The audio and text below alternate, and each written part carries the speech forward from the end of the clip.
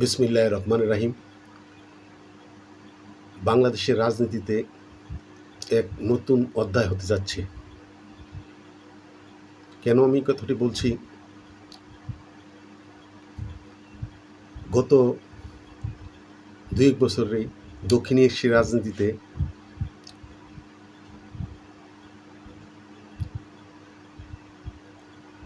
Donald ট্রাম্পের অত্যন্ত বিশ্বস্ত এবং ক্লিনটন প্রশাসনের অত্যন্ত বিশ্বস্ত ছিল ডোনাল্ড লু।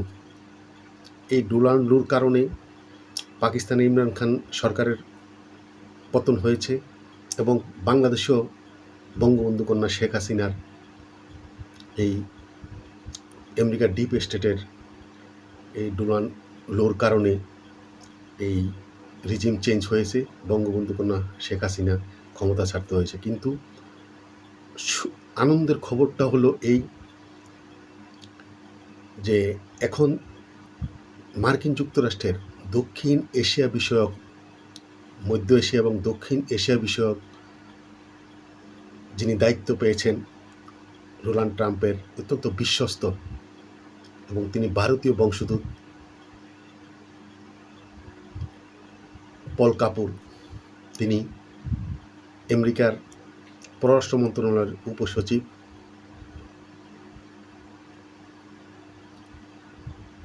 বাংলাদেশের উপমন্ত্রীর মতো তিনি বাংলাদেশ বিষয়ে, রাজনৈতিক বিষয়ে এবং বিভিন্ন ব্যবসা বাণিজ্য সকল বিষয়ে একটা প্যাকেজ নিয়ে তিনি বাংলাদেশে আসছেন।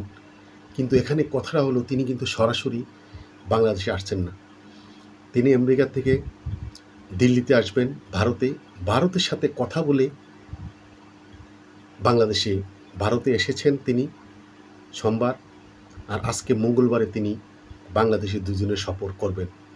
এতে দিনের আলোর মতো স্পষ্ট হয়ে গেছে তিনি ভারতে এসে ভারতের প্রেসক্রিপশন নিয়ে ভারতের সাথে আলাপ করে কীভাবে বাংলাদেশের সাথে ভারতের সম্পর্ক ভালো রাখা যায় এবং আওয়ামী লীগকে কীভাবে আবার রাজনীতির মাঠে আনা যায় সেভাবে তিনি ভারতের প্রেসক্রিপশনে নিয়ে তিনি বাংলাদেশে আসবেন। আজকে মঙ্গলবার তিনি আসবেন এবং দুদিনের তিনি বিভিন্ন রাজনৈতিক দলের সাথে আলাপ করবেন।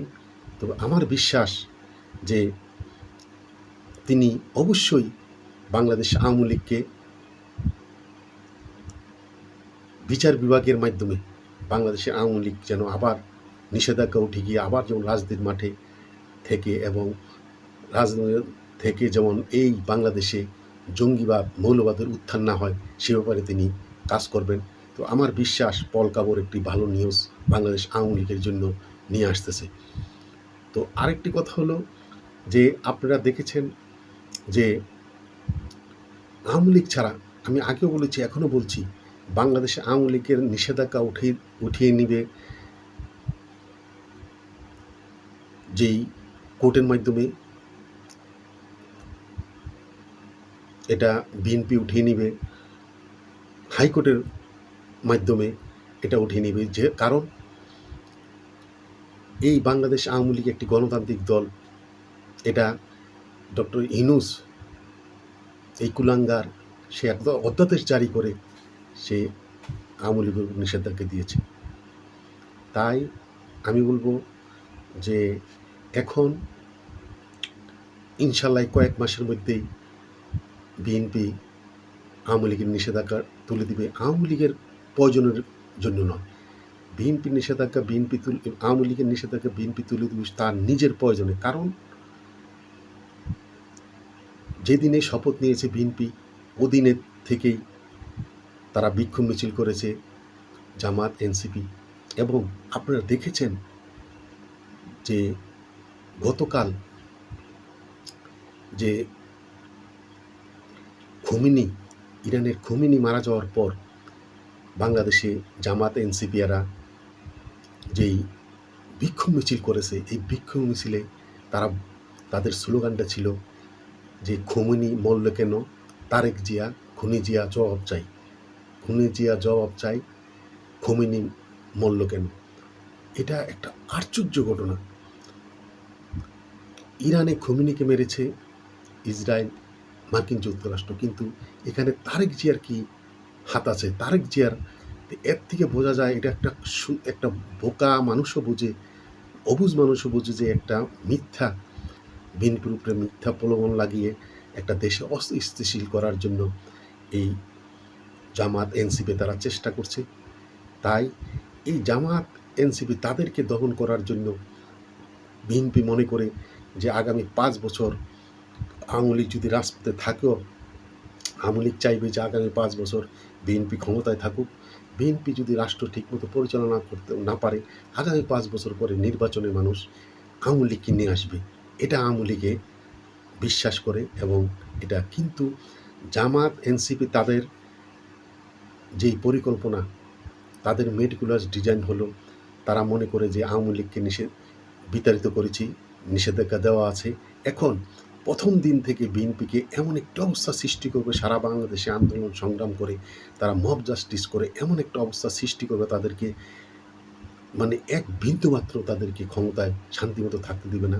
তখন যদি একটা আন্দোলন করে আবার আওয়ামী লীগের মতো বিএনপিকে হটানো যায়, তখন বিএনপি আওয়ামী লীগ মাইনাস করে তখন তারা এই মৌলবাদ জামাত, বিএনপি, জামাত এবং তাদের 11 দল তারা মিলে এনসিপি, তারা মিলে আবার সরকার গঠন করে তারা আমেরিকার দাবিদারি করে তারা এই রাষ্ট্র পরিচালনা করে। এটা কিন্তু বিএনপি বুঝে গেছে।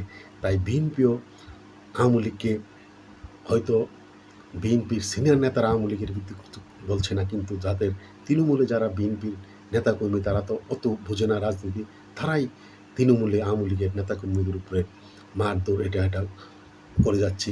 তাই ইনশাল্লাহ আল্লাহর রহমতে পল কাপুর আজকে আসলে এই দুদিনের মধ্যে হয়তো বিএনপিকে এমন একটি প্রেসক্রিপশন দিয়ে যাবে, আগামী 3-4 মাসের মধ্যে আল্লাহর রহমতে কোর্টের মাধ্যমে আওয়ামী লীগের নিষেধাজ্ঞা উঠে যাবে এবং আওয়ামী লীগ আবার রাজপথে আন্দোলন সংগ্রামে থেকে বাংলাদেশের গণতান্ত্রিক দল আগামীতে এমন একটা অবস্থা সৃষ্টি হবে, আগামী 5 বছর পরে যখন নির্বাচন হবে, তখন আওয়ামী লীগ বিএনপি যেই ক্ষমতা থাকবে সেও মুক্তিযুদ্ধের পক্ষের শক্তি, যে বিরোধী দলে থাকবে সেও মুক্তিযুদ্ধের পক্ষের শক্তি, এর ব্যতিক্রম কিছু হবে না। আর আরেকটি কথা হলো যে এমন একটা অবস্থা সৃষ্টি হয়েছে যে বিএনপি তার নিজের প্রয়োজনে তার অস্তিত্ব রক্ষার্থে আওয়ামী লীগকে নিষেধাজ্ঞা উঠিয়ে দিয়ে তার অস্তিত্ব রক্ষা করবে, না হলে বিএনপির পায়ের তলা মাটি থাকবে না। তাই একটা দিনের আলোর মতো স্পষ্ট। তাই বাংলাদেশ আওয়ামী লীগের নেতাকর্মী ভাই বোন যে যেখানে আছেন সবাই ঐক্যবদ্ধ থাকুন। আর আরেকটি ব্যাপার হলো, এখন তৃতীয় বিশ্বযুদ্ধ লাগার পথে। আপনারা দেখেছেন ইরান এককভাবে সে মধ্যপ্রাচ্যে কাতার, বাহরাইন, কুয়েত, সৌদি আরব, জর্দান, বিভিন্ন দেশে, আরব আমিরাত, বিভিন্ন দেশে সে এমনভাবে অ্যাটাক করছে, তা সারা বিশ্বকে তাক লাগিয়ে দিয়েছে। সবচেয়ে বড় ব্যাপার হলো আমেরিকার কয়েকটি বিমান ভূপাতিত করা হয়েছে কুয়েতে এবং আরব আমিরাতে। আমেরিকার যে রাডার ছিল, যেই রাডারের এত শক্তি ছিল, 5,000 কিলোমিটার দূরে একটা সেল আসুক, রকেট আসুক বা একটা বিমান আসুক, যুদ্ধ বিমান আসুক, তারা ক্যাচ করতে পারে এই রাডারের মাধ্যমে। সেই রাডারকে ইরান ধ্বংস করে দিয়েছে, যার জন্য এখন ইরান যা হামলা করছে, যেই সেলগুলা নিক্ষেপ করছে, এগুলা তারা পর্যবেক্ষণ দেখতে পারছে না, যার জন্য এখন এমনভাবে ইরান মধ্যপ্রাচ্যে বিভিন্ন দেশে হামলা করছে। এই যুদ্ধ এমন অবস্থা চলতে থাকলে যে তৃতীয় বিশ্বযুদ্ধ লেগে সারা পৃথিবীতে যুদ্ধ ছড়িয়ে গেলে, তো আমরা তো বাংলাদেশ, তা আমরা ক্ষুদ্র রাষ্ট্র, এবং এই তেলের দাম বৃদ্ধি হলে আমরা এমন একটি অবস্থায় সৃষ্টি হওয়া, আমাদের এই লাখ লাখ প্রায় 1 কোটি লোক মধ্যপ্রাচ্যে বাংলাদেশের লোক চাকরি বাকরি করছে, তারা যদি দেশে ফিরে আসে আর নতুন সরকার, এবং তেলের দাম, যুদ্ধের কারণে তেলের দাম বৃদ্ধি হলে, সব জিনিসপত্রের দাম আকাশচুম্বী হলে এই সরকারও টিকতে পারবে না। এবং এই মৌলবাদীরা এবং তারা এমন একটা অবস্থা সৃষ্টি করবে যে মুক্তিযুদ্ধের পক্ষের কোনো শক্তি বাংলাদেশে রাজত্ব করুক তারা চাইবে না। তারা জঙ্গিবাদের উত্থান ঘটিয়ে বাংলাদেশের মুক্তিযুদ্ধের পক্ষের সকল শক্তিকে হটিয়ে দিবে। তাই বিএনপির ভাইদেরকে বলবো, আপনারা সতর্ক হন। আওয়ামী লীগ যদি রাজনীতি করতে না পারে, তো আপনাদের কিন্তু অস্তিত্ব থাকবে না। এই বিএনপি, জামাত, এনসিপি তারা কিন্তু আপনাদেরকে অস্তিত্বহীন করে দেবে। তাই সকলকে যার যার অবস্থান থেকে মুক্তিযুদ্ধ বিরোধী শক্তিকে প্রতিহত করে চলুন আমরা আবার মুক্তিযুদ্ধের একটি স্বাধীনতার পক্ষের শক্তি বাংলাদেশ রাষ্ট্র বিনির্মাণে আবার উন্নয়নের শিখরে নিয়ে যাওয়ার জন্য সবাই ঐক্যবদ্ধ হয়ে আমরা এগিয়ে যাই। স্বাধীনতা বিরোধী চক্রকে পায়ের তলা যেন বাংলাদেশে মাটি না থাকতে পারে, সেই জন্য আমরা ঐক্যবদ্ধ হয়ে যার যার অবস্থান থেকে এই স্বাধীনতা চক্রকে বাংলাদেশ থেকে চিরদিনের জন্য বিদায় করি।